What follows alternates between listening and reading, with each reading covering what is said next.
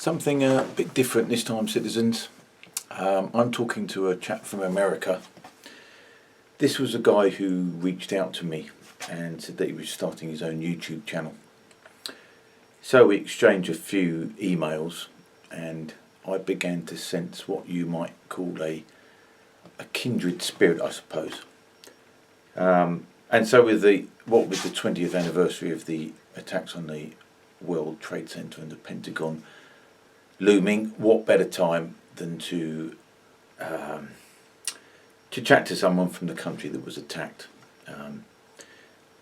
Obviously, being the gobshite that I am, we talked for a whole lot longer.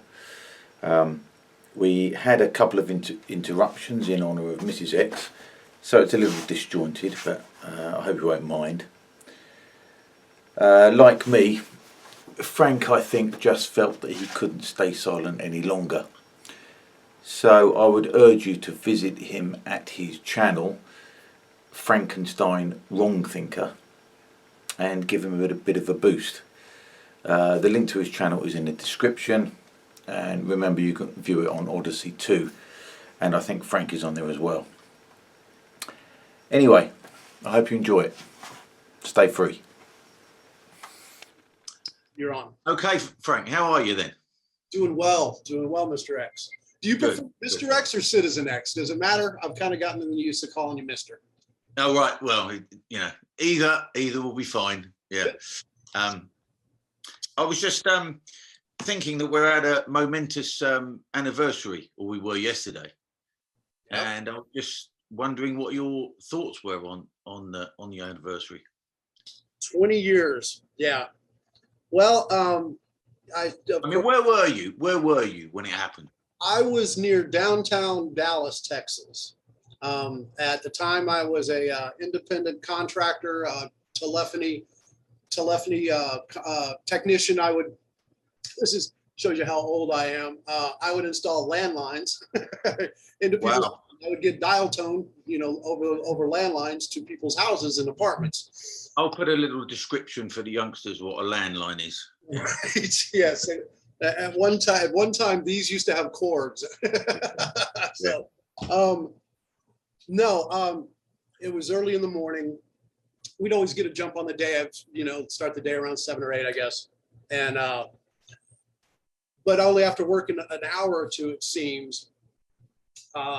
The dispatcher got on the CB and told everybody to come back to the shop. And we're like, okay. So I drove back to the shop, and they had a little black and white TV for the younger crowds. At one time, TVs were black and white, and it did have the aluminum foil rabbit ears on it. Anyway, yeah. And it was me and maybe 20 other guys, co-workers, huddled around an itty bitty TV, watching in horror what was going on. And that was just the first tower. And it was a lot of that confusion. Was it a bomb? There were reports of a plane, and in my head, I don't know about anybody else's, I was imagining a small Cessna, not a commercial airliner. Anyway, a lot of confusion. Boss man said, "Go home. We're off for the day." We're like, well, okay, we can do with the day off. I don't see how didn't really take that serious at that time. Got in my work van, started driving home, and I lived maybe 30 miles down the road, and I had to cut through downtown Dallas. And I'm listening to the radio when the report came in that it was a commercial airliner, and the building was still on fire, and it looked very dire. And the first thing I did is I looked around at the skyscrapers I'm driving right next to, and wondering if other planes are going to be, used as weapons to take down other buildings. Scared the hell out of me. So I got home. Traffic was pretty heavy. I think a lot of people were going home. I don't know. And I got to the house. This is back when I was very single, and so I hit the bar and started watching everything on CNN. I think that was the only big channel back then. Anyway, they were the ones that had all the coverage, and watched in utter horror the events that followed. Looking back at it all, and I remember being very angry. I whoever did this, I wanted dead. I wanted dead tenfold. It pissed me off, and rightfully so, I think. With 20 years, after 20 years though, and we have all the facts or enough facts to know that that caused us to get into over 20 years of completely unnecessary war.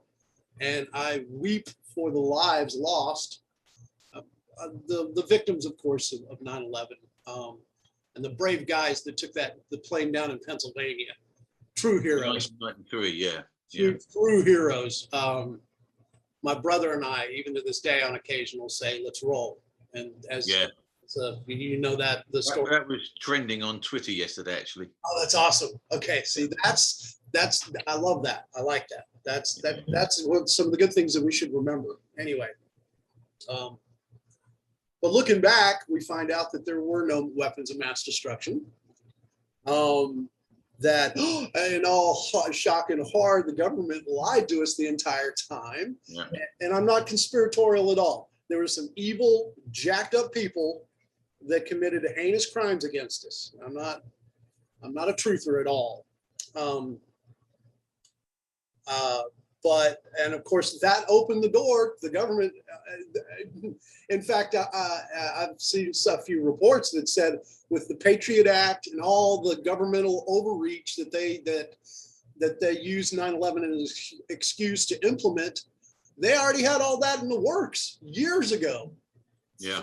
Clinton, and it's like, oh, you guys were just waiting for that excuse to open up that Pandora's box of authoritarianism on us, I guess. So, yeah, it's a horrible event, and our government acted even more horribly, if you ask me. Yeah. I mean, I feel in a way that it was a kind of a massive opportunity, missed opportunity, really, in that it was an opportunity for the authoritarians and all the spooks to start spying on everybody, certainly.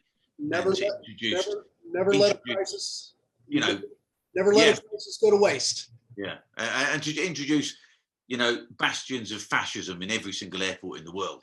Oh yeah, and that's how it started. I mean, I was working on a oil exploration ship off the coast of Canada at the time.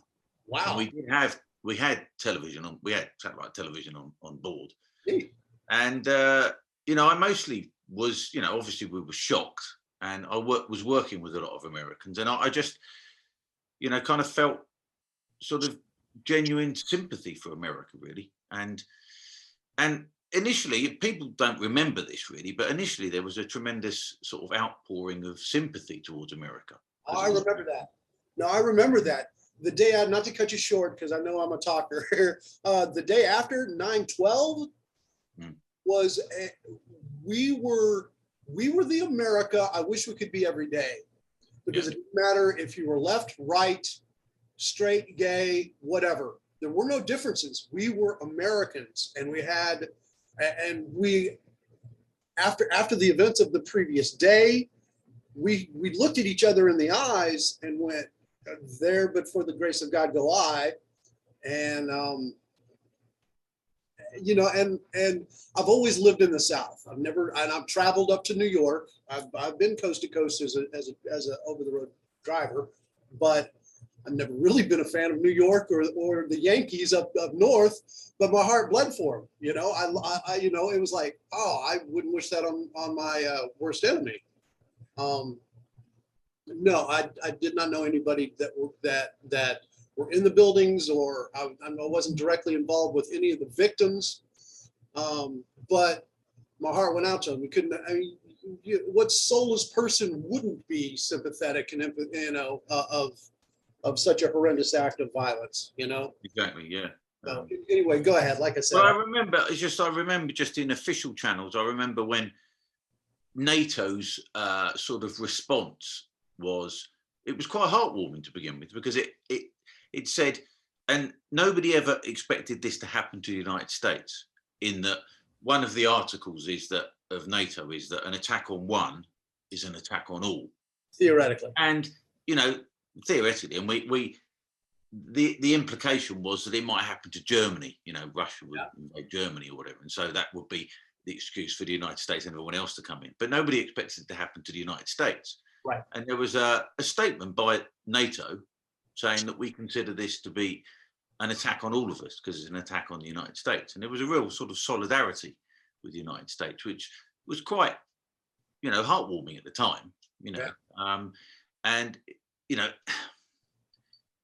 the hawks and the spooks took it over, didn't they? They took it over. And I mean, the thing about the war in Afghanistan is that I think there's a real for it. Go ahead. There is a distinction to be drawn between what happened in Afghanistan and what happened in Iraq. Now, as far as I'm concerned, the war in Afghanistan was initially a war of retribution. Now, I don't think that's an unreasonable thing to do, considering what happened to America. And I think, particularly as my country was, you know, the closest ally to the United States, we should have been there too, which is what happened. But then it dragged on, and then they started getting into nation building and all that business. And my feeling is that what should have happened is that they should have gone into Afghanistan, toppled the government, showed they weren't about to be beaten, and then left. Yeah. That's probably what should have happened. Yeah. Yeah. We should have learned from the Russians. The Russians went in there and they were there for a decade or two too. Yeah. Couldn't beat the Mujahideen. Yeah. However it's pronounced. There's so many.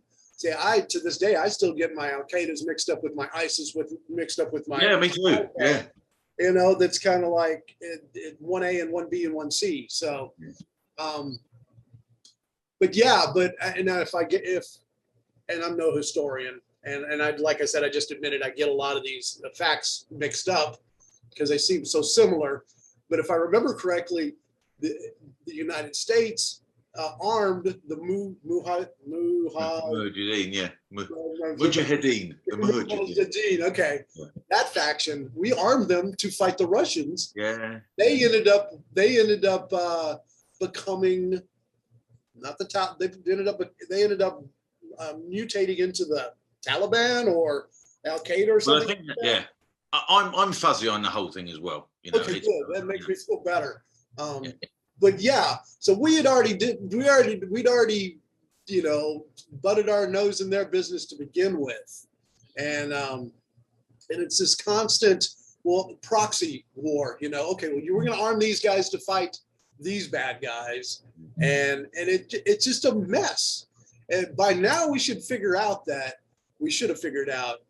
18 years ago that part of the world, they don't want to be westernized.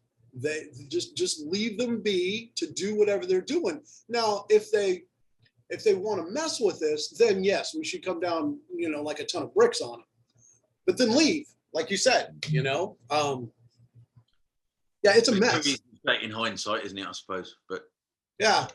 Did you ever play the old game Risk board game? I played it a couple of times. Yeah. And I've used this. In fact, I remember I was very proud of my oldest son. We were playing back years ago, and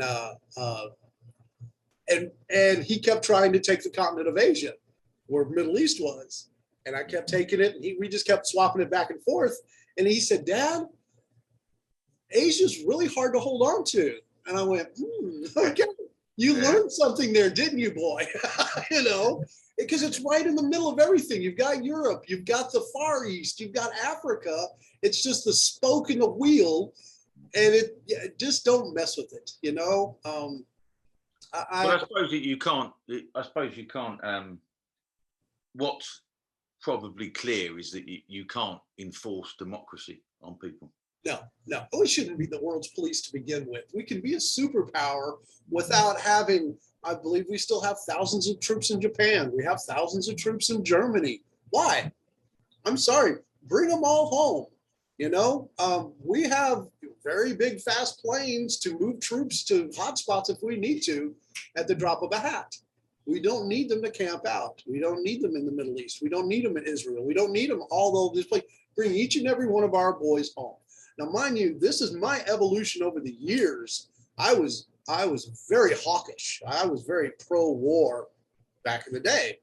Got a little older and wiser, and seeing. I've met some old veterans missing arms, live scarred, visibly scarred from war. So we have no business being anywhere but right here, and like I said, if somebody wants to stir the pot, let's take care of it. But we got no business having our boys anywhere else other than taking care of business right here, especially over 18 months of riots that we had, to bring up Dr. Jordan Peterson, let's clean our own room before we can go save the world, so yeah. I mean, I think the thing is that, rightly or wrongly, that quite a lot of the rest of the world does still rely on America, and Europe in particular. And when I say Europe, I mean Europe that isn't us. Right. Don't really want to pay for their own military. Right. The French are pretty good, surprisingly enough, but they've always been a slightly semi-detached member of NATO. True. I've been very impressed with the French lately because of their protests against COVID lockdowns. And I think it all started with what they called the Yellow Jacket protests. Yeah. With a gas tax, I think, or something. It was, yeah. They raised the price of fuel so that all the people in the countryside couldn't afford to get to work. And they're pretty good at protesting, the French. I mean, they put us to shame, really. Yeah, no, they come out in force. I dig that. I really wish we would do that more here in America for the right reasons. We'll come out in force, but it's to, raid a Walmart or to be destructive. So what is the state of,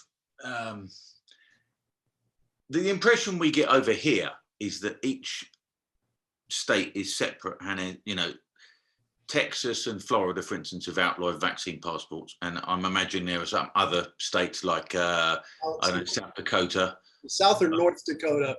I should know this, but one of the Dakotas, yes. Yeah, I think it's South. I think the one with the one who's got quite a hot governor, actually. Christy Noem.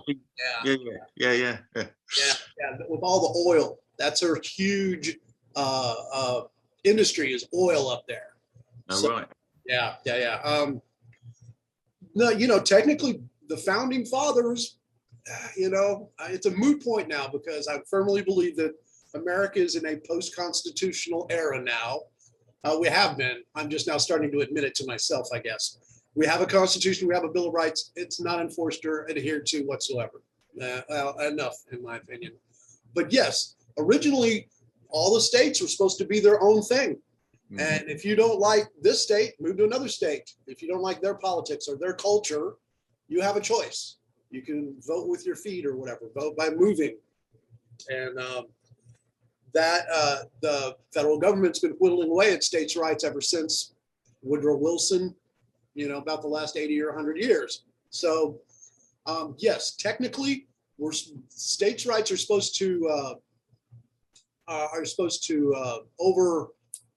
override almost all federal policies and laws and whatnot.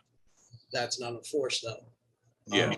So do you think that there's a, I mean, I hate to suggest this because I really don't want it to happen, but do you think there is a possibility that America could fracture along state lines? Yes, and it may have to survive. If you're familiar with Michael Malice, he was the first individual. Look him up on YouTube. He's brilliant. Now he is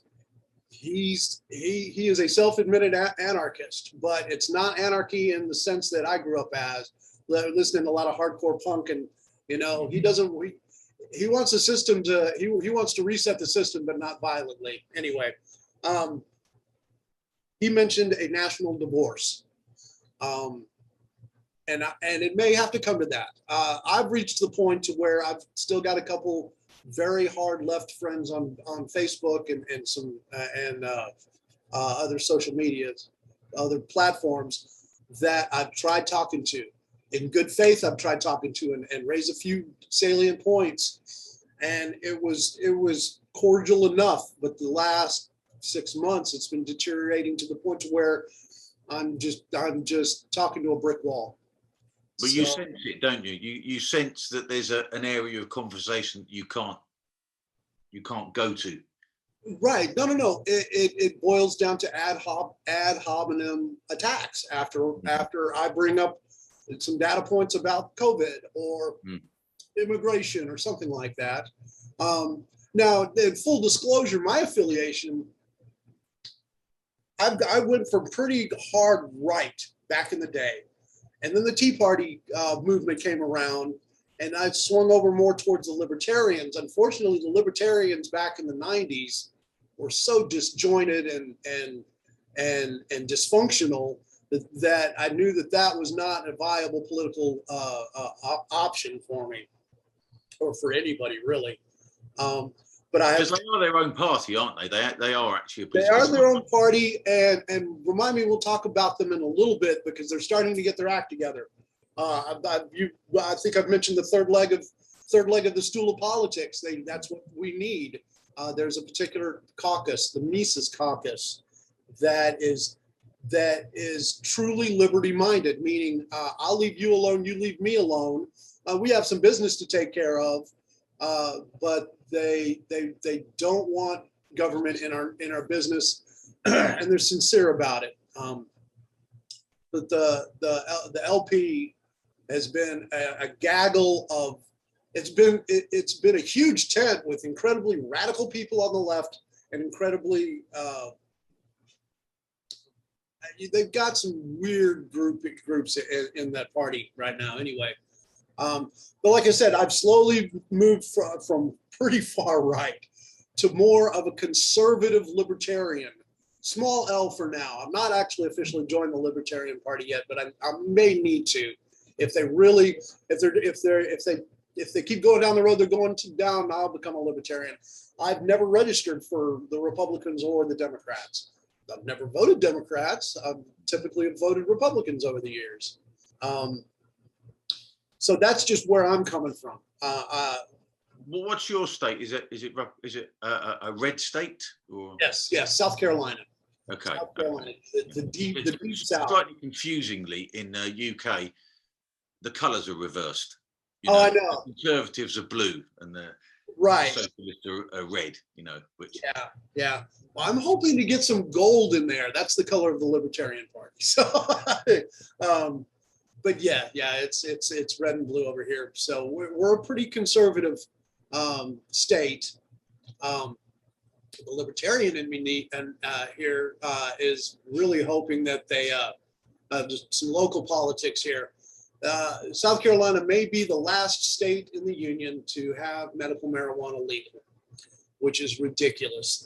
There's too many studies and too much medical evidence that says it helps these people. Yet you've got sheriff organizations and the establishment are completely against any type of legalization of marijuana. I'm not even talking about recreational, and why so in South Carolina then? Why particularly? It's very religious. It's very traditional, and I like that up to a point. I really do. And I'm trying to self-censor here, because that issue really hits home with me and the wife, and that's all I'm going to say for pain relief. Okay. Yeah. And I do have my pseudonym up, and that's why I've got a really good job. I don't want to lose. Yeah. So I've got to be a bit anonymous. Anyway, a little bit vague. What was the question? Sorry. What I was, I mean, we were just talking about red states and blue states. So the sort of wider thing was. And back to the national divorce. Yeah, I mean, is it sort of 50-50 or? I mean, these are the states that I would imagine are the left states. Right. Most of the Northeast, including New York. Yep. The entire West Coast. Yep. Illinois, where Chicago is. Right. Yeah. It's really weird. If you look at the political maps, it's both coasts, with the exception of Florida, of course. Well, once you get to, it's Maine now. New Hampshire is a bastion of libertarianism. So they're the exception. Yeah, they've actually live got free or die, isn't it? Isn't What's it? that? Live free or die, isn't that? Exactly. No, and they actually live up to it. They have the Free State Project up there where you could literally move up there and it's literally a libertarian bastion up there. You just live and you take care of your neighbors and you take care of your family and everybody leaves you alone. It's beautiful. But it's all the way up in New Hampshire. Anyway, it's on its own up there, isn't it? what's that? It's on its own up there, isn't it? Yeah. No, it's a lot colder, and it's an itty bitty little state too, so there's not a lot of room. I'm from Texas originally, so I'm used to all kinds of elbow room. But yeah. Maine, Massachusetts, all the eastern board up down to DC is as left as it can be. But then you get down to West Virginia is pretty red. It used to be blue, but it's they've gotten their act together with some common sense, tradition, and they lean a little right. But then you get to South Carolina. I don't know much about North Carolina, and they're my neighbor. I should know more about it. But yeah, then it goes down to Alabama. So yeah, of course it's California, Oregon, Washington State, the loonies up there. So it's the coasts that are really left, with the exception of Illinois in the middle, in the Midwest, and Michigan also. Colorado? Then what's that? Colorado? Would that be a left state? That's a really good question, because they were the first to have legalized marijuana. And Denver I know for a fact, is pretty blue. So they may be the exception, because typically it's the flyover states in between the coasts that lean further, that are more traditional and more right and more, they just haven't lost their minds yet. So Yes. that's how I have to look at it. Yeah. And I try not to use the dichotomy of left and right, but I fall back on it way too often. But it's really authoritarianism versus freedom. Exactly.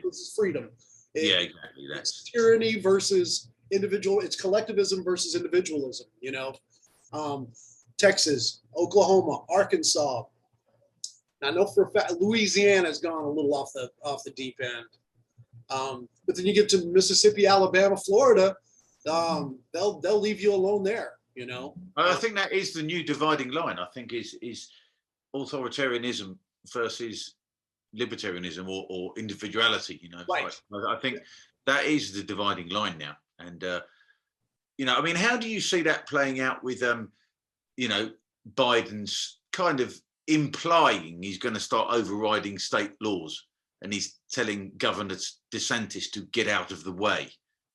That all boils down to the courts, and I do not engender a lot of confidence, because legally it's incredibly illegal what he did, but these judges are human, and some of these judges might be, progressives, and I've lost so much faith in so many of our institutions that I can't sit back and go, oh yeah, no, Biden's not going to get away with that. Hell, 6 months ago, we didn't think that he could get away with half of what he's done already. It's funny you should say that, because I think one of the, I'm assuming from what you're saying, it's the same in the US, but across the Western world, and particularly in my country, the implication, the impression is that all of our institutions have been captured, all of them, with a possible exception of the military. But even there's some worrying.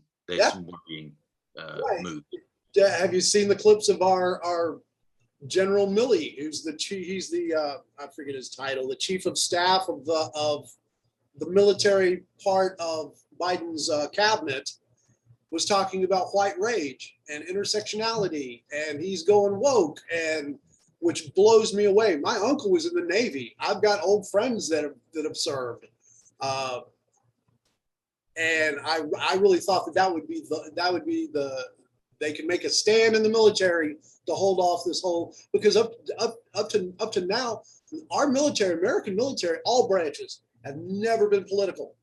They always say, okay, we got a Democrat president in the White House? Yes, sir. You're our you're our commander in chief. You're Republican, Democrat, miscellaneous. Doesn't matter. They've got a job to do, and they go do it. They've never picked up any type of cultural or social agenda like this.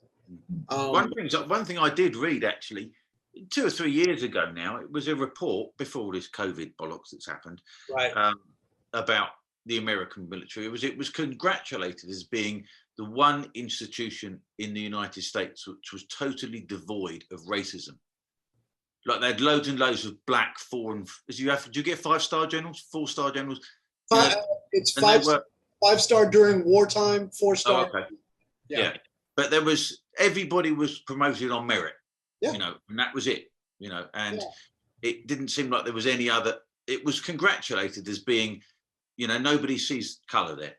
Yeah. You're a soldier, you're a Marine, it makes sense. If you've got a dangerous mission to do, you want the best guy in there, regardless of whatever, little box you could put people in. You want the best man and or woman in that role, so it makes perfect sense.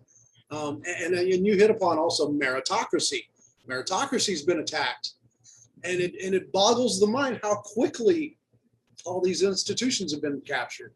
How quickly people start questioning 2 + 2 equaling 4, and I like to think the last 5-10 years I've been aware. I've kind of liked to keep my my finger on the pulse of what's going on politically and culturally and socially. And this came out of nowhere. We saw little bits of it with the gay rights movement back in the 60s and 70s. That it was Bill Clinton with "Don't Ask, Don't Tell" with the military. Yeah, I remember that. Yeah, that worked out brilliantly. In other words, "Don't Ask, Don't Tell" boiled down to do your job. I don't care who you sleep with. I'm all for that. So there was even there was a document that was leaked onto the internet, maybe a year or two ago. Yeah.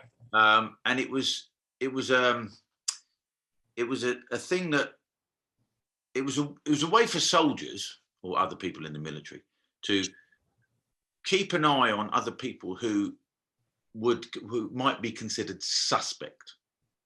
And one of the things that was suspect was, are they patriotic? Like being patriotic was somehow suspect. That's ridiculous. I know, isn't it? You're doing the most patriotic thing by literally putting your neck on the line for your country. Yet, if you're patriotic, yeah. And I wrote to my local MP about it. Okay. An MP who had been a serving soldier in Afghanistan or Iraq, one or the other. Right. And I told him about it, and he just sent me a letter. He sent me a letter back and said, "Yeah, I think it's crazy," but he never did anything else. He never dug. He never asked any questions. That's ridiculous, man. Up is down, black is white now. Men and women.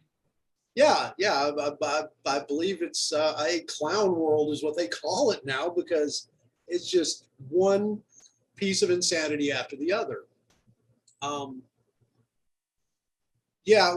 Going back to, hold on. I need to get something off my chest here too, since I'm talking. You're representing your entire nation right now, by the way. I need to apologize for Obama for sending back the bust of Winston Churchill, or did he mothball it, or did he actually return it? I don't know. Because he thought that was improper to have, even though Winston Churchill is one of the greatest Englishmen ever to live, in my opinion. And if you didn't know, he's actually got a history. His grandfather was jailed by Winston Churchill and that government back in the day he was a full-blown communist, I believe, if not a socialist, and was up to no good. So he got jailed, and Obama's always held it against Churchill for that. So sorry about that. Sorry about Obama sending what, DVDs or CDs to the Queen when she didn't have, this was the story that came out here, so I don't know how it was played in your country. And now, mind you, this is back when I was a staunch Fox News, Glenn Beck, righty guy. So my news sources were very right-leaning. And I still listen to him on occasion, but I like to consider myself a little more well-rounded now. But there was a gift basket that Obama had sent the Queen, and it included nothing but recordings of his speeches and his new book. And it was just like, okay, yeah, you might as well have just given her a big framed picture of yourself, you know. Yeah. And the story, if I can remember it correctly, is he gave her a bunch of no, it had to have been DVDs when DVD players weren't even a thing yet. You know, that the Queen, it was reported falsely or not, I'm not sure, that the Queen didn't even have the capability of playing these DVDs, you know. So showing how out of touch. But what she normally get, if she wants to hear some music, she normally gets the Horse Guards band in to play or something. Oh yeah, she could probably get almost anybody to get her to play a tune or two, I'm sure. Yeah, it's not very portable, but you know. So. True. But anyway, sorry about that. And like I said, you guys have been our allies for pretty much since the late 1700s, and from what I've read, is we did y'all dirty with Afghanistan because we didn't even give you guys a heads up we were bugging out. Is that true? Well, that's what I heard. I mean, I don't know, but I mean, it sounds as if Biden didn't even tell all the civilians, all the American civilians they were leaving. Yeah. You know, so we may feel a bit aggrieved, but probably not as aggrieved as all the American civilians who were left there. Yeah, but you don't turn your back on your friends, man. You know, that really pisses me off. Yeah, it pisses me off with civilians and all the general loss of life, both American and Afghani and everybody else. Not to mention $87 billion worth of American equipment. Yeah, yeah, that's easily scuttled. Yeah. I saw an interview the other day with some ex-military guys going, yeah, that's part of their training. The guy used to fly these Black Hawk helicopters. He said, that's part of your training. You get to train to fly them and how to. Yeah. So, I mean, I know you did a video about the comparisons between America leaving Afghanistan and Vietnam, and what were, right. I would direct people towards that video, but just remind us what your conclusions of that were, you know, Well, I knew very little about Vietnam. It was before my time, and what I knew from it was secondhand news. I'd always heard that the fall of Saigon was horrible and embarrassing, and I could see it was a pretty obvious comparison on face value between Kabul and Saigon. I did some digging. And some eyewitnesses and interviews with actual Vietnam veterans that were in Saigon when it fell. Saigon did fall, but we got everybody out. They were organized and they were orderly before the Viet Cong crashed through the gates of the city. They were not in the city before everybody was gone. They had it organized they knew a couple weeks ahead of time that they were on the way. So they got it out to all the civilians and all the aides and translators through Voice America, what's the radio, military radio channel, that they would play I'm Dreaming of a White Christmas, and this is in July. And that was their cue to head to the evacuation points, and they had 31 or 32 evacuation spots throughout this big city that they would have to go to this. So they had it all planned out. They had literature. They made it a point to kind of keep it on the down low, keep it hush hush, so any spies or anybody like that wouldn't know about it. And so yeah, so they had it was organized. and it was planned. And yes, it was ugly. It was admitting defeat to an enemy. Yes, but there wasn't any loss of life. They literally got everybody, plus a lot of people. They got Vietnamese wives and children out of there too, straight back to America. They probably hit like Guam and anyway, but they got them out of there, out of harm's way.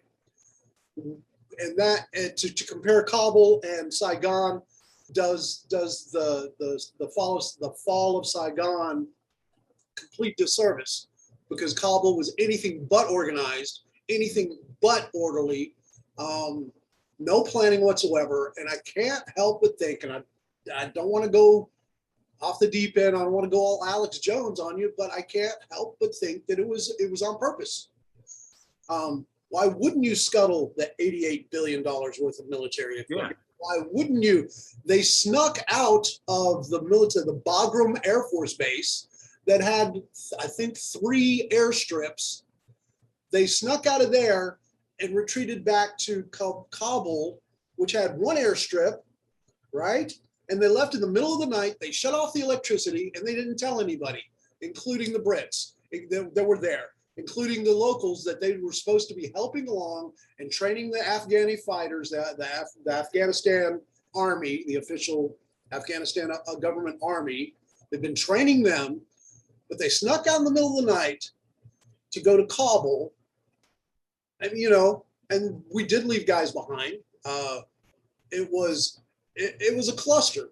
And so comparing those two is apples and oranges, I don't. The optics are the same, isn't it? The optics is just you still. Got That one photo. You have that one photo of the big double prop helicopter on the roof. Yes, the optics look the same, but once you dig into it just a little bit, Kabul was purposeful chaos, in my opinion. What do you think is the?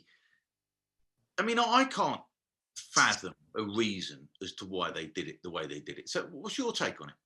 I think that they may be setting up to go back. If you hand over $88 billion worth of military equipment to one faction, well, they're going to fight this other faction. It's going to stir the spot. They're going to stir the pot, and maybe they're looking for an excuse to go back. That's the only thing I can think of. And I've been mulling it over for a while now, that it's like, well, look at this chaos. We got to do something about it. It's our fault anyway, because we left in such a mess, so it would not surprise me that the government would set up a problem that they have to solve. They created the problem. It's like, well, we got to go fix it now. So that's the only thing I can think of. The only thing that I, and it's pure conjecture on my part here, that perhaps they just left the equipment there so that they could battle the Chinese with it. But I don't know. Oh, the Taliban can fight the Chinese with it? Yeah, I don't know. Yeah. If the British in the 19th century couldn't do anything in Afghanistan, the Russians couldn't, the United States couldn't. Maybe they're thinking China can't either. Yeah, no, that would be funny. It's mountainous. The locals know that they have home field advantage. The locals know where every little cave is and every mountain, and now they've got lots of bullets and guns and tanks and choppers and it's funny out there on the internet, I hear all these excuses. Well, it isn't like the Taliban can maintain these helicopters because they don't have parts. It was the Mujahid, I can't stand that original faction. The Mujahideen, yeah. Mujahideen. I'll have to write that 1,000 times on the chalkboard. They fought the Russians, right? And they were fighting us with Russian equipment that they maintained, and that was back in the 70s. So, I mean, where there's a will, there's a way to keep things patched up. Well, maybe the headline thing of all the Black Hawk helicopters that are, they were the most valuable bits of kit, but maybe the crucial thing is the amount of weapons that were left there, the amount of rifles, the amount of ammunition. exactly. Because there was huge amounts of that, wasn't there? Crates and crates. And all the pickup trucks, you And, know. yeah, yeah, yeah. Tanks, armored vehicles, Humvees. I read one report where overnight the Taliban had like what the 7th biggest standing army, equipment wise, Yeah. because of all the crap that we left them. It makes no sense at all. And it's just one more notch on the bedpost of unfathomable. I don't understand it. Yeah, it's like, because you can, there's that thing. Was it called Occam's razor? Where if you attribute something, whether it's malice or incompetence, you Right. normally attribute it to incompetence. But the incompetence is so enormous with regard to that. I struggle to believe it. Yeah, me too. Our economy is crumbling because of all this massive spending we're doing, and we're printing out trillions of dollars. So we're getting inflation is going up and up, is creeping up. Nobody's panicking about it now because what I have noticed at the grocery store is prices have stayed the same, but the portions are getting smaller. You look at a tin, not a can, of tuna fish. It's actually like a half an ounce bigger than it used to be, but the same price. So the actual price is actually still going up. We just don't. We're not feeling the full brunt of it yet, and we will. There's no getting around it. I was told that was called shrinkflation. Yeah. I've also stagflation. They've got lots of buzzwords for it. What it is it's complete fiscal irresponsibility. We had the same over here. Actually, we had our previous Prime Minister, Theresa May. She famously said, "There's no such thing as a magic money tree." Turns out there is. Our government appears to have blown about 500 billion quid on this COVID stuff, and that was last year. God knows how much it is now. I mean, it's our great grandchildren are going to be paying for this. Yeah. If we want to get into the whole COVID thing, I wish we had talked to your scientists when all this first came about. We should talk to our virologists and scientists and the medical side. We should have also been talking to economists. We should have been talking also to psychologists and mental health people, because we're going to be feeling the effects of this for generations to come, with increased suicide rate and drug addiction and depression and domestic abuse and Alcohol. Alcohol and drugs, and we're going to be feeling this for decades in the future. Over and above traumatizing small children, and this angers me to no end to see small children masked up. I'm not sure if you're aware of it, that there's lots of studies out there that says small children in their developing years, 4 or 5 years old, they do a lot of their visual learning through facial expressions. And if everybody's masked up, and if they're masked up, and they're not learning, you're retarding their development. And over and above, you can't tell me it's good to constantly be breathing in your CO2. I knew the masks were bullshit when they first started. I knew that even if there was, and it's feasible, even if there was a small advantage, even if there was, I knew that wasn't the reason. The reason, as far as I could tell, was to identify who's not playing the game. Yeah. Who's disobedient. Yeah, and it's setting up rituals of control. Yeah. It's setting up to where the second you get out of your car, oh, I need my mask. Where's my mask? And it's programming us to comply. Now if masks were so, and this argument's been made more than once, it's not originally mine, but I agree with it. If this virus is so deadly and masks are so vital, where are all the bio waste bins that should be sitting out everywhere where you throw your virus riddled mask away out? No, they're in the middle of Walmart parking lots. Yeah, they're all over the floor. Going down the road. Yeah. So, you know, yeah, it's Pavlov's dog. We're being programmed.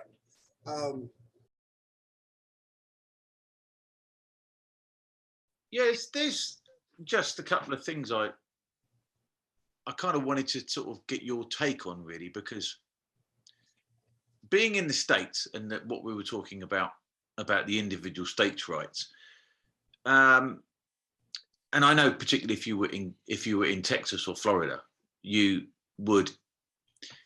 They are states that have quite publicly, you know, the administrations have quite publicly gone against COVID vaccines and vaccine passports and all the rest of it.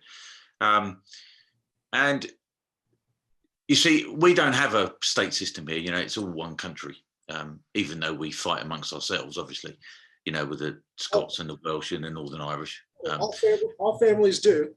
Yeah, exactly. Yeah. But my feeling is that we are really getting to a point where there is a real existential threat to our free society. Now, they've just announced today that they won't be introducing vaccine passports, but hold on, what that means almost certainly is that they will. Is that they will. Okay, yeah. Because they have, as soon as they categorically deny something, you know it's coming. Right. Yeah, and this is over this past 18 months. This has been the pattern. Now, you know, I'm very much in the minority over here, and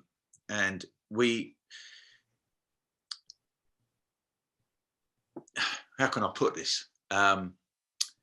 You know, my impulse is towards freedom over everything else. That is my impulse. Yeah. Now, sadly, I have to say that is not the impulse for the majority of my countrymen. I'm coming to the same conclusions here. Yeah. Yeah. Well, see, that doesn't cheer me up at all, actually, because I'm kind of relying on America to do what America does. Yeah. And, you know, the fact that there is the existence of Texas and Florida and a few others, right, gives me heart that because they exist, and when Texas removed all its restrictions, everybody said there's going to be a bloodbath. There's going to be thousands of people die. Yeah. You know, it's going to be terrible, and it wasn't, was it? Yeah, they said the same thing with Florida too. Didn't happen. Yeah. And you know, I sort of look on in vain, hoping that the British government will look over there and realise that that, you know, the lockdowns and the mask mandates and the vaccine passports don't do anything. Right. You know, and that if you just remove all restrictions, then we will get back to normality. Now, you know, like you, we started off with 3 weeks to flatten the curve, and here we are 18 months down the line. Using metric time, I guess. Yeah, exactly. Yeah. So I'm really very, very concerned, you know, and I've spoken to several of my friends about it. Most of them are blissfully unaware of what's happening, and some of them don't think it's that serious. Right. But it's on a nice edge with us, you know, in 18 months, it could be a fascist dictatorship or communist, you know. Oh, I know. I've been picked up on calling it fascism when it's communism, but whatever it is, it's two chicks with the same arse. Yeah, totalitarianism and whatever flavor you choose. Yeah, that's bad. When I've completely been disheartened with just as a nation in whole. Yes, Florida and Texas, and we do have some sanctuaries of freedom and some common sense. But we've lost our fighting spirit as a whole. Not everybody, but we're in the minority 60-40 split when it comes to authoritarians and liberty-minded, about a 60-40 split. It's with, 80-20 here. oh, good Lord, man. That's my guess. Where, and to hearken to the Ben Franklin quote that I'll paraphrase because I always butcher it. Those who seek safety won't get freedom. You can't sacrifice your freedoms for safety. Yeah. The Americans don't understand that driving a car is more dangerous than COVID. That, kids going to the swimming pool, there are more drownings of small children. We've had they're playing cars and swimming pools. Yeah. Right. So it's a risk benefit what is it? You take risk every day. That said, yes, COVID was a horrible thing. And what makes me mad is we're not talking how this started and asking for people to and going into investigating on why this started and holding those people accountable for it. Because of course the government is force in any shape or form, parliamentarian, republic, whatever kind. Any type of government is force, and it's a necessary force when held in check. So any given opportunity that the Brits or the Venezuelans or the Americans, so-called leaders, they see an opening to grab a little more power, they're going to grab it. Now, didn't Denmark? Now, and I hate to play the role of the ugly American because I don't know all my European nations. Was it Denmark that had that completely lifted everything? Just a day or two ago, yes. Good. Yes. Okay, good. And Sweden never had hardly any restrictions at all. That's right. I keep forgetting about that. And Sweden it hasn't done the best, Right. but it's done a lot better than this country, and they had no lockdown. Right. Yeah. When all this first cropped up last year, I was freaked out, and I wore my mask, and I bought. It's around here somewhere. I bought one of those little gizmos that you open up doors so you're not touching anything. Yeah. And in fact, I was more concerned about it than the wife. But after a week or a couple of weeks went by and a couple of months went by and the data started coming in, I was like, hold on, this isn't about, it's never been about our safety. It's been about control. It's never been about, okay, let's put it this way. If it was about the health and well-being of Americans, why did we have Mayor Cuomo in New York take COVID patients and put them in old folks' homes? Yeah, we had the same over here. Right. Yeah. Why do we mask children when study after study say it doesn't? Sorry, my cat. Sorry. Hey, cat. It doesn't affect small kids under 18. The latest facts that I read up on the other day, the number of kids 18 and under that have died directly of COVID, not just died with COVID, but died directly towards COVID under 18, 2 out of this whole thing. Okay. Yeah. So yes, we take care of our older folks, those with comorbidities, the obese, those with breathing problems, take care of those people. But the other 90% of us, it shouldn't affect our lives, It's been a massive overreaction, hasn't it? Yes. And like I've mentioned before, we're going to feel the ramifications of this from here on out. Now, you were talking about your buddies that don't see a problem with any of this. I think that harkens back, was it Plato that had the two movies, or the cave thing, where a group of people were seeing the same shadow puppet show, but they thought they were watching two different things, but it was the same thing. We have that here in America, where, generally speaking, not always, but mostly, the left thinks everything's fine.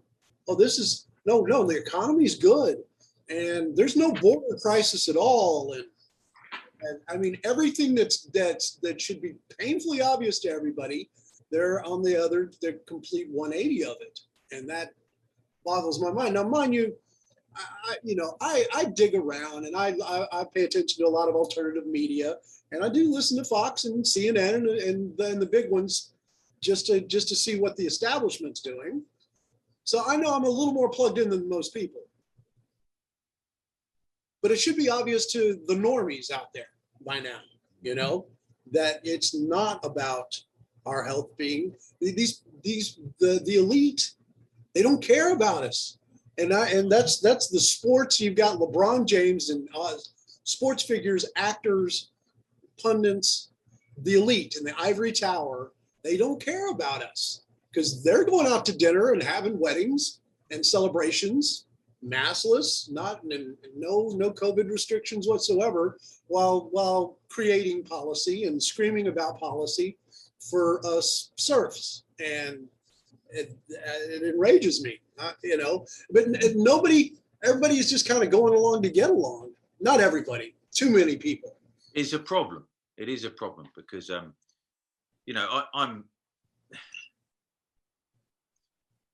what's the other thing that, it might be Thomas Jefferson said, the price of liberty is eternal vigilance. Yeah.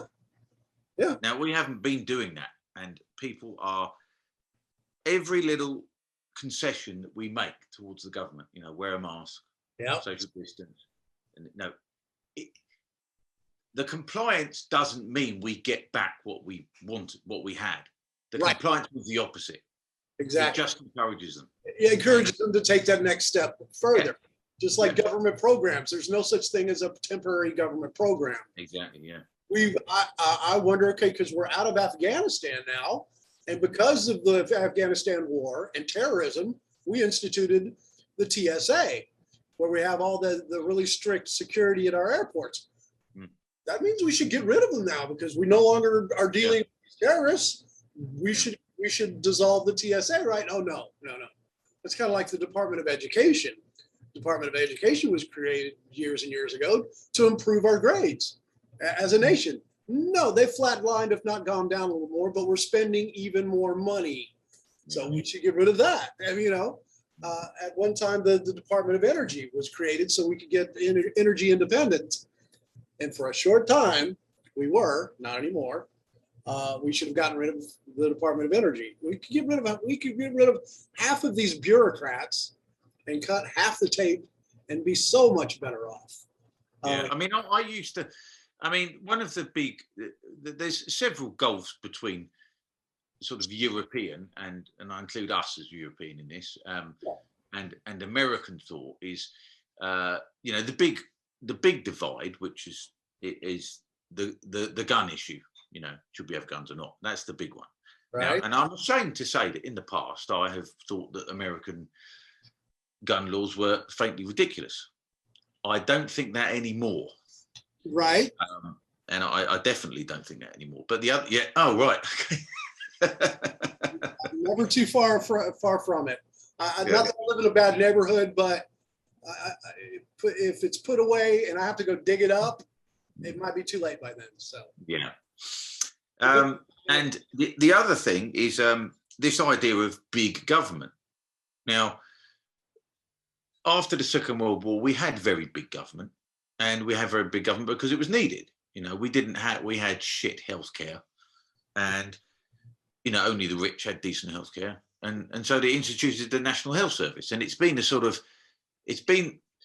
source of pride amongst British people for a long time. But it's become like a sacred cow. Okay. And the nationalized health care that y'all started out right after World War II? 1948, yeah, it was introduced, yeah. I didn't know. Yeah, and it was, well, it's strange because Britain was broke at the time. Right. And it's surprising that they managed to get it going, considering that we were broke at the time. And so it was quite an achievement in a way, but it's become, like I say, a sacred cow, and it's become something that nobody's allowed to criticize. Right. And back in March of 2020, 18 months ago, the refrain was, no, I can't remember what the slogan was.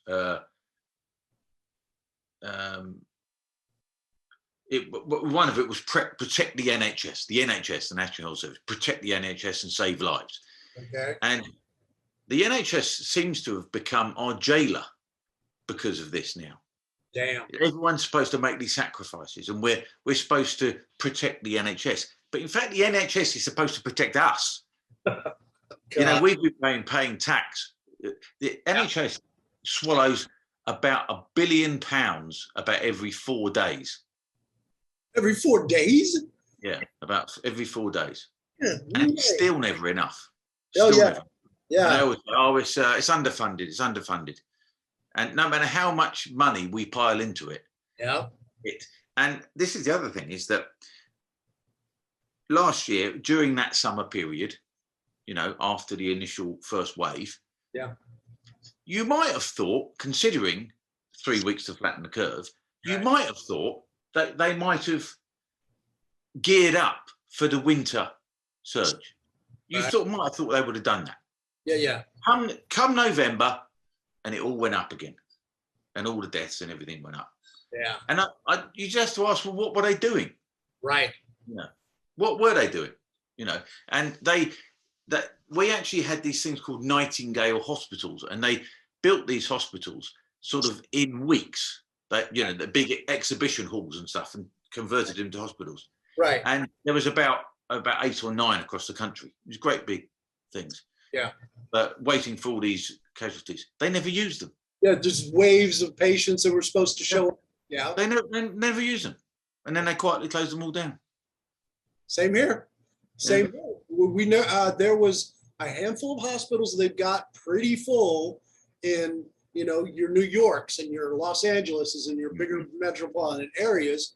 That was a couple months of pretty bad, but they adjusted, and they you know, the good doctors and nurses figured out real quick not to use ventilators. Remember when that was the big thing? We need ventilators, you know?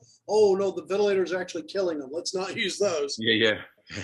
It's bad. But yeah, we had the same thing. In fact, the local hospital here just up the road still has, it's 2x4s with like maybe a canvas covering, you know, it's all covered. It was an obvious temporary overflow spot, I guess. They never used it.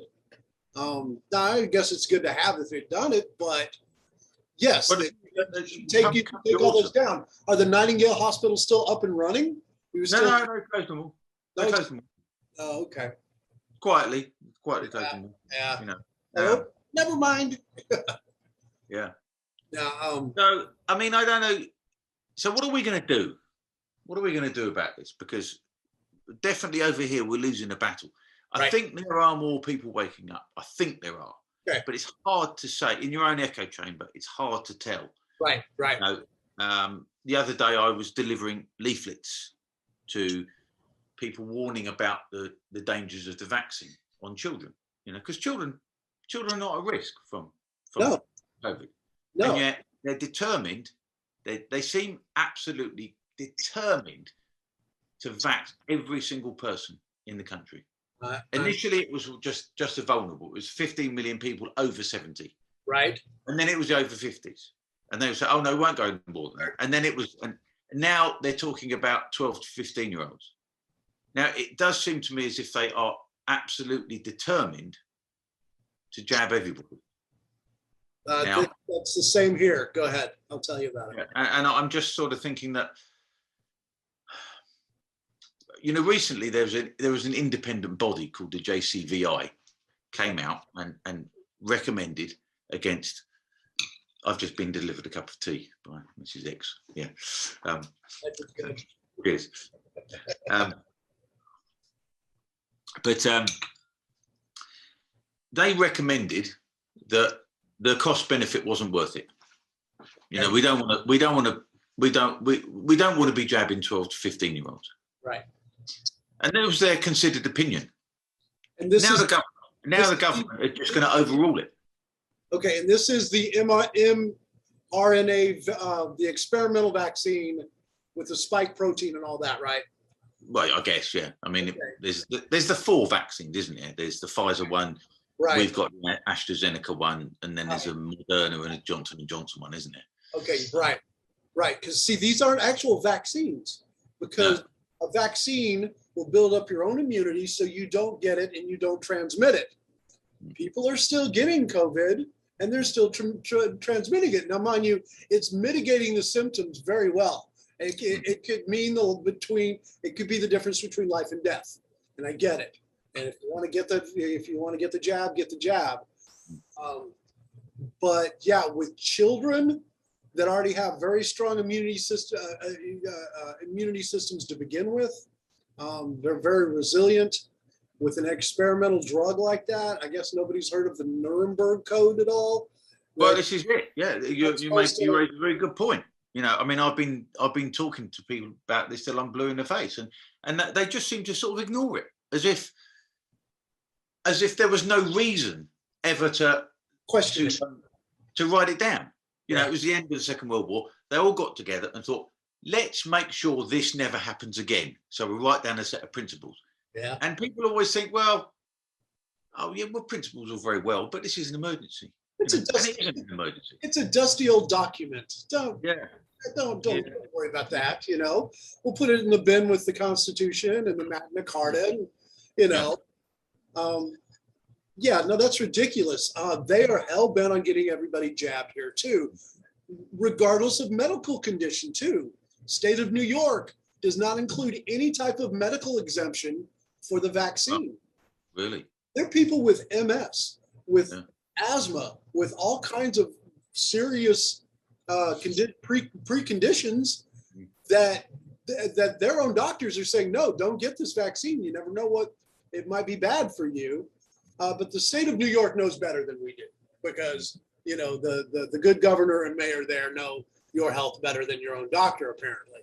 So yeah, people are programmed. They've bought into it somehow that the elites are looking out for their own best interests, and it's not the case. Why would they think that? Isn't it strange? Because it's convenient, and we're lazy, and we're spoiled, and there's too many of us that want to be led around by our nose. Tell me what to do, Big Daddy government. You know. Well, here it's because people get it because they want to go on holiday. They want to go to Spain. They want to go to Italy. They want to. Right. Well, did you happen to see that one video of the American comedian Jim Brewer? He went on Facebook Live, and it's 22. I linked it on my last video on YouTube. You'll check it out if you get a chance. He got on live real quick to say that he was canceling dates because the venues he was supposed to be, he's a comic, a stand-up, because the venues there were insisting on people being vaccinated. You could not go see him unless you've been fully vaccinated and proof.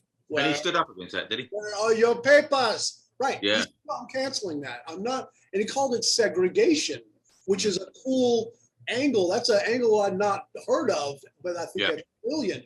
You're segregating the vaccinated from the unvaccinated.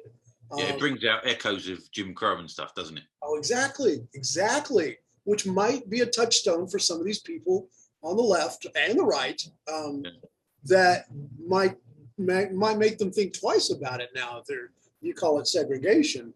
There is some. One of my friends actually suggested that we should start talking about an apartheid. You know, like they had in South Africa. There you go. It's funny because people on my side of the aisle have been talking about it anyway. Yeah. I think one of the things that we're battling is, and not to suggest that I'm super intelligent or knowledgeable, but we are battling an ignorance. Now, there's a guy that I was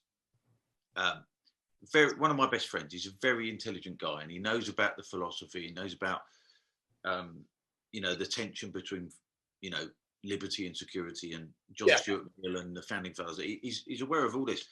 But he wasn't aware, for instance, that in France, you cannot go to the supermarket without showing your vaccine passport. He didn't know that. Yeah. And of course, the French are really kicking off big time. And they put the rest of us to shame, really. But he didn't know that. He didn't know that. And for somebody like that not to know that, just imagine all the morons who don't know that. Right. I've talked to a few people that did not know about Australia. Mm.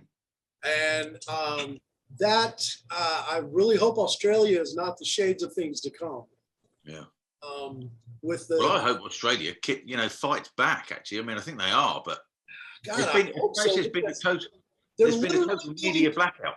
They're literally building camps. Yeah. They're making people download a phone app, an app to Yeah. where, with a GPS, and show every 15 minutes, if I heard correctly, you have to send a photo to the government of where you are. Well, the app is that you have to download it. Right. It's got facial recognition on it. Yeah. If the government texts you, if the police text you, and you don't get back to them within 15 minutes, Okay, that's it. All right. command your house. I went one step too far about it. But you know, it's it's bad enough, isn't it? You know? Oh my God, yeah.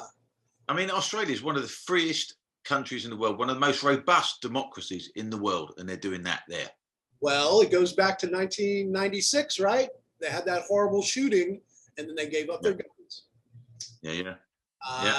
You know, and now from what I understand, are you familiar with Sydney Watson? She's on the Blaze and YouTube. She's Australian, but she moved to Texas, and she was saying that the whole gun, the whole gun give back, buyback thing, whatever, when they gave up their guns, she said, well, really only 30% of the guns went back. So there are quite a few guns still in private ownership illegally, but at least they're still holding on to them. So that's something. She was born and raised in Australia, lived there for years, and just like in the last 3 years, I think moved here to the States. Good move. What's this? Good move. Yeah. Well, she moved to DC first and realized, oh, okay, you know, from right out of from the fire, from the pot to the fire, anyway. But then she got she moved to Texas just recently. So, and she's appalled at what's happening in Australia now. You know, you've seen the videos, I'm sure, of the father and the small daughter. Yes. The cops are harassing them about a mask, and people you can't just walk down the street. No, you have to have a mask when you're outside. It's ridiculous. You can't get. No. You can't. Now, if you're walking through a volcano with ash in the air, yeah, you might want a mask so you're not breathing in ash. But that would be the only point. Yeah, to this day, I still see people driving by themselves in their car, fully masked. Yeah. No sense, guys. Use your brain. For here in the States, I can only speak about us. It goes back to the schools. We've raised a few generations of idiots, of people that want to be told what to think, not how to think, and that's all through. They want to be looked after. What's that? Yeah. Just point me towards my job I'm supposed to do, and I'll make my little widgets, and I'll do what you say, and I'll pay my taxes, and then I'll go home and stare at my screen like a good little citizen and go to bed. So it's ridiculous. There has been with Biden, President Biden,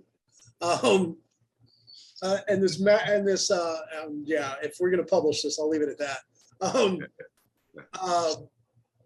With his last mandate, and mandate's going to be the word for the year for Americans. I think that's going to be, mandating all federal employees and all contractors and anybody even indirectly doing business with the federal government have to be vaccinated. And there has been a pushback. I heard some Air Force pilots resigned the other day. Good. Yeah. You know what would really help? If the truck drivers got organized and just shut the country down for a little while, saying, okay. Well, that's what they were planning in Australia. Good. Really? They were planning on that, but there's been a media blackout. So we don't know what's going on down there. Really? They did. I just saw one video of a guy, and he was saying that the police had told him there was an accident on the motorway, on the freeway. Yeah. Okay. And So he went to go and look at himself, and he drove it on the opposite carriageway, going the other way. And he said, well, the only thing is that all I can see are trucks. There's no cars. Okay. So, but we haven't heard anything because there's a media blackout because nobody's reporting on it. I'm gonna have to start digging on that. That's let's see what I can dig up about that. But the truckers could do it. The truckers could do it. Oh no, I know. 2.5 years I drove a truck over the road, and 80% of anything in anybody's houses in America came from a truck. So we could shut this country down like that if need be. It all depends on the Teamsters unions and the unions in general, if they're going to play ball with the government or not. Because I could see some opportunists saying, okay, well, these 70% of these truckers aren't going to work. You pay me X amount of dollars, I'll run stuff for you. So I mean, I don't know, man. I don't know. If they can, I don't know. Go ahead. Yeah, I don't know what's going to. I don't know what the best approach is really. I mean, I think people are beginning to wake up, but it's the talk about the 11th hour.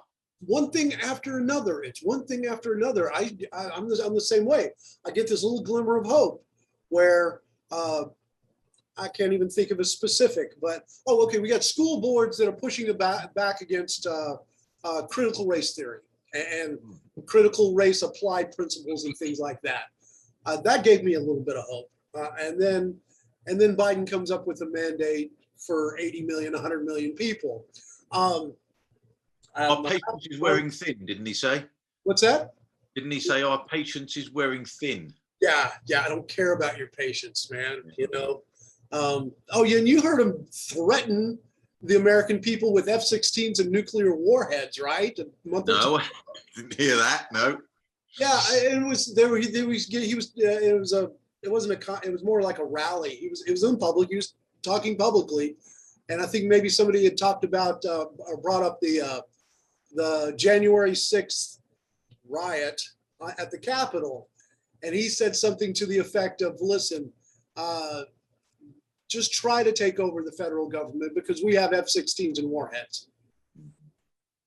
You just literally, and what kills me is everything that they accused Trump about. He was a dictator. Yeah. He was a fascist. He was this. He was that. Biden's been tenfold, but it's okay. It's okay. It's just sleepy Joe Biden. It's okay, guys. My last video, I recently discovered he ended up being the the first president of Czechoslovakia, or the Czech Republic. Yeah, Václav Havel. Yeah. Yeah, is another name. I'm bad at Václav Havel. Anyway, his early writings are brilliant. He talks about setting up a parallel economy and parallel structures to the authoritarianism, to the elites in the Eiffel Tower, because that's what we're going to end up having to do. You've got Chase Bank and Patreon and a lot of big financial institutes are canceling people's accounts because they don't have the right politics. Yeah. Mike Flynn, I feared, General Michael Flynn, who served under Obama and he served under Trump. Yeah. They tried to railroad him into a bunch of bullshit a couple years ago. It got out just recently that Chase Bank canceled his credit card because he's just not the right people. Yeah. I thought, oh, okay. So what you do is you're gonna have to pull our money out of these institutes now and set up our own, or find maybe local banks that aren't beholden to the Federal Reserve. I'm not familiar with the macro theory of banking in America at all. I should be, but they need, the best of times. Right. We're gonna have to set up our own. We're gonna have to set up our own world, pretty much, online and maybe even physically, and just take care of our own. That's the only thing I can think of. Now, imagine if you take the truckers from Texas if you can get them all to agree not to go to New York to deliver items, right? Now, you know, the New York truckers are going to come down here to deliver or pick up, or maybe we could ban New York truckers from coming to Texas, Florida, South Dakota. We might be able to play ball that way. It does require getting all the truckers on the same side, though. Exactly. Yeah. Yeah. They're going to have to be, coalesced. They're going to have to be on the same page. I think in Australia, the reason they were so pissed off, I think in Australia, was because they were having to take COVID tests every 2 or 3 days or something, and they were just getting sick of it. Driving by yourself. Yeah. Well, there are team drivers, but still, the short time that I did it, you wouldn't see anybody. They sold me a bill of goods about being a trucker, that you'll see the countryside and you'll travel. No, you'll see highways. You know, you'll see way stations, highways, and warehouses. That's all you'll see. So that's ridiculous. That is ridiculous. Now, New Zealand, are they still completely locked down? And I know New Zealand's itty bitty comparatively, but still, it's ridiculous. I've heard over one case. Yeah. Well, the strange thing about, and the weird thing about Australia and New Zealand, but particularly New Zealand, is that they've managed to keep COVID mostly out of the country. Right. But they're not building up any herd immunity at all. Oh, right. Right. So one day they've got to open up. Right. One day. And then it's going to hit them. And then it's going to hit them. Yeah. You know, and it does make you wonder if they do know that, and they know that this is never supposed to end. Right. Yeah. It's not supposed to end. Right. You know?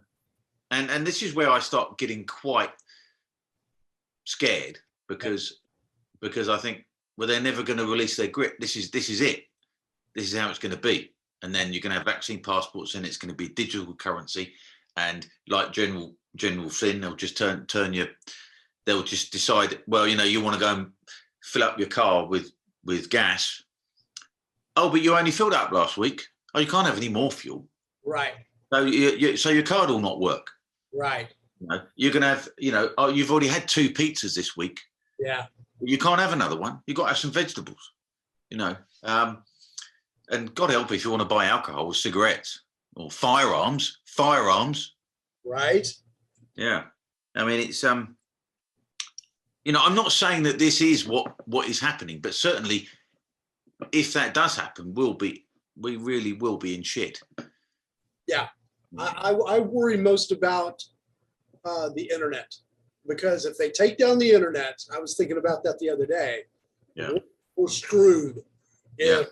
If they partition off and say, okay, well, the good people have Wi-Fi or internet, the bad people don't. They're not vaccinated, or they hold the wrong opinion about something. And they can't talk to each other. Yeah, we can't talk. We can't communicate. We can't check up on each other. I think it may boil down to the almighty dollar or pound. It might boil down to money. If we can affect their bottom line more than they're affecting ours, we'd have a fighting chance. And and thank God for our guns, man. I'm sorry, because they would have pulled this a long time ago, I think. Yeah. If America's a problem for them. Yeah. America is a problem for them, actually, because although having said that, the Canadians are armed to the teeth as well, aren't they? Oh, I don't know much about Canada. I think so. I think they are, but for some reason. Other than the doctor, that's about all I know about Canada, and hockey. Sorry. Yeah.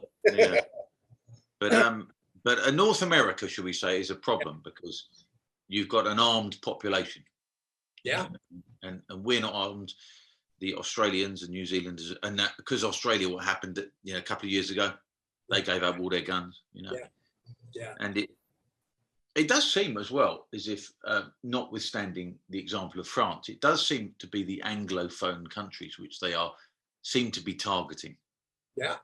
And I think also as well, it's countries which are islands. I know the US is in an island, right. But United States and Canada, they're separate, aren't they? Yeah. North America is one block, isn't it? Right. And then there's us, and they're going to do it might as well do it to the mix in Ireland as well. Might as well do it to them. Yeah, at the same time, and they got it even worse than we have. really. And then there's Australia and there's New Zealand, and they're sort of test cases because you can isolate people. They've isolated the New Zealanders. They've isolated the Australians. Right. There's no.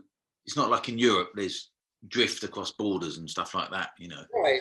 Um, What's the common denominator other than language? Because it seems like there has to be a common thread in there. Because, well, my guess yeah, is and it's only a guess, is that the English-speaking countries, rightly or wrongly, and not necessarily rightly, are considered to be the freest countries. right. And I think maybe if there is some sort of overarching conspiracy, it's we've got to suppress the Anglophone world. America's always a problem, but we'll do it to the Brits, we'll do it to the Aussies, we'll do it to the Kiwis, Right. and then we'll go into the back door and we'll try and do it to Canada. And then if they can suppress what they consider to be the freest countries, Right. then the rest will fall. Right. It's easy pickings after that. Yeah. But there are other.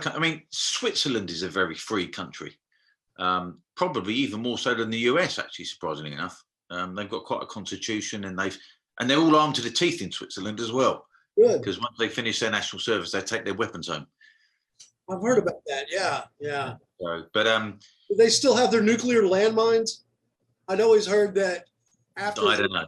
during the Cold War, they didn't have to build warheads. They built nuclear landmines. So anybody tries to invade, they're dead, but so are you. I thought that was hardcore there, man. Wow. Yeah, I didn't know about that. The Swiss, I'd heard something about is it mandatory military service? I think so. Yeah, I think so. But like I say, I don't know much about it. But right. The US is always the example of a free country. It was the experiment, wasn't it? The experiment in freedom, and so it's the country we always look to as an example. Yeah, and we've let ourselves and everybody else down in the process. Yeah. Now, I guess we probably should wrap this up a minute because we've been talking for a while. But I'm just thinking,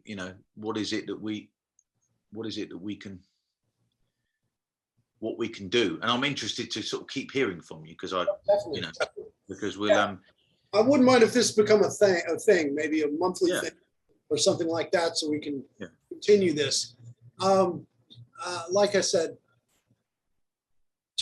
I'm only speaking for myself. I'm done wasting my time and my energy talking to brick walls, trying to talk sense to people that just aren't having it. And I need to look into crypto. That might be a thing. When it comes to the money, alternate, parallel structures. I think that's going to be our saving grace right there. I think I'll take your advice and look up some of Havel's writings. Actually, yes, there's a bunch of dissidents back from the old Czechoslovakia when they were still in the Soviet Union. When they were a bloc nation. A lot of really. They make very salient points on kind of the situation we're not a severe, but definite parallels of what they went through is what we're going through now and how they got out of it. We need to learn from history, maybe. Yeah, we need to listen to them, don't we? Yeah. Yeah. And I doubt they're the only ones. I'll need to do some digging. Well, the East Germans need to be listened to. Actually, the East people really? who. Yeah. That makes perfect sense. Yes. Yes. And then the tough thing is I've seen a lot of guys online talk about this. Don't form groups because you got a lot of guys out there forming militias and forming these online and in-person groups. It's too easily infiltrated. And we already know that the FBI had infiltrated a bunch of the groups that did the Capitol thing. They're too easily infiltrated by ne'er-do-wells. It's got to be. You have to assume that, don't you? Yeah. So you got to be careful. In East Germany, they reckon that 1 in 6 people was a government informant. Oh God. So you go out for a dinner party, 3 couples, one of them's informing for the government. And that's how corrosive it is. Yeah. Yeah. Because And have you noticed how they? I mean, I don't know if you've got this in the States, but we certainly got people, authorities encouraging people to start ratting out their neighbours. Yep, got it here. Yeah. Who knows? You might get an extra ration of food that way. Yeah, exactly. You know, it's ridiculous. Oh, man. Yeah. Well, on that sort of depressing note, I suppose we ought to kind of wrap this up, mate. Really. Yes. But yeah, well, let's talk again next time, and we'll maybe try and narrow it down to specific things, maybe, because we've been maybe. And if all else fails, we can get it off our chest. Exactly. Yeah. I'll. Okay. Yeah. Hang with me. I'm gonna stop recording real quick here. Okay, man. Good to see you, man. You too. Take it easy. You too.